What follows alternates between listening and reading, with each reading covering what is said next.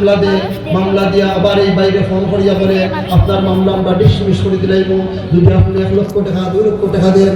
তারপরে মানুষটা অপারক অসহায় টাকা যখন দেয় তখন তারা 10-20 হাজার টাকা দিয়া মামলা ডিসমিস করিয়া বাকি সব টাকা তাদের পকেটে ঢুকায়। আমি কোনো মানুষের জুলুম করতাম না, নির্যাতন করতাম না, চাঁদাবাজি করতাম না। এমনকি বর্তমানে আমরা দেখি আর অনেক এলাকার অনেক মানুষ অনেক হয়রান। যখন আমরা জিজ্ঞাসা করি ভাই আপনার কি হয়েছে, তখন আমার ভাইয়েরা বলেন আমার উপর মিথ্যা মামলা দেওয়া হয়েছে, আমাকে হয়রানি করার। বর্তমানে প্রতিটা গ্রামে গ্রামে অনেক অসংখ্য অগণিত মানুষ এই মিথ্যা মামলার কারণে তাদের ঘর বাড়ি ছাড়িয়ে তারা আজকে অনেক দূরে থাকার গিয়া অনেকের মা বাবা মারা যাচ্ছে, তবুও তারা যাতে শরীক হইতে পারতেছে না।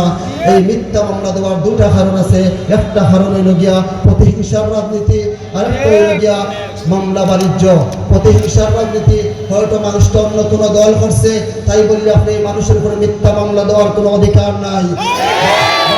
স্বাধীন দেশ, যে যার দল করতে পারে, কোনো সমস্যা নাই, কিন্তু নিরহ মানুষের উপর মিথ্যা মামলা দিয়া এইভাবে হয়রানি আর চলবে না ইনশাআল্লাহ।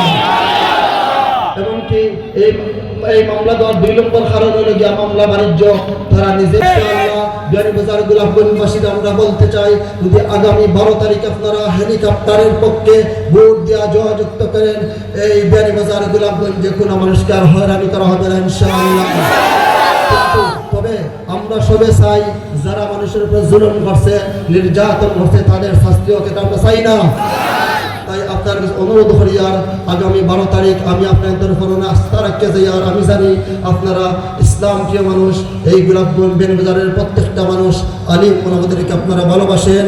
আমি আপনাদের কাছে অনুরোধ করি, যদি আমার বাবার এখানে যারা আছেন, যদি মনে করেন আপনাদের সন্তান আমার উদ্ধার, আমার যুবক ভাইরা আছেন, যদি মনে করেন আপনাদের ভাই আমার উদ্ধার, তাহলে আগামী 12 তারিখ আপনারা হেলিকপ্টারে ভোট দিয়া জয়যুক্ত করে প্রমাণ করে দিবেন আপনারা একজন যুবকের পক্ষে আছেন, একজন কোরআন হাফিজের পক্ষে আছেন, একজন আলিমের পক্ষে আছেন। প্রস্তুত আছেন তো ইনশাআল্লাহ?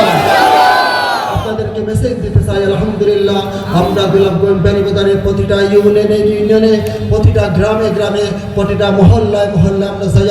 বর্তমানে হেলিকপ্টারের যে জোয়ার উঠছে, আলহামদুলিল্লাহ আমার মনে হয় দীর্ঘ 54 বছর এই গোলাপগঞ্জ বিয়ানীবাজারের ইতিহাসে যারা এমপি হয়েছেন যত ভোট পাইয়া সবার ভোটের রেকর্ড ভাঙ্গিয়া এবার হেলিকপ্টার বিজয় হইব, সর্বোচ্চ ভোট পেয়ে ইনশাআল্লাহ। আপনারা সব অনেক কষ্ট করে আইসেন, আজানের সময় গেছে, আমি আর তাদের দায়িত্ব করিয়েন না। আমি আপনারা সবার জন্য দোয়া করি, আল্লাহ পাক রব্বুল আলামিন আপনাদেরকে দুনিয়া আখিরাতে কামিয়াব নসিব করেন।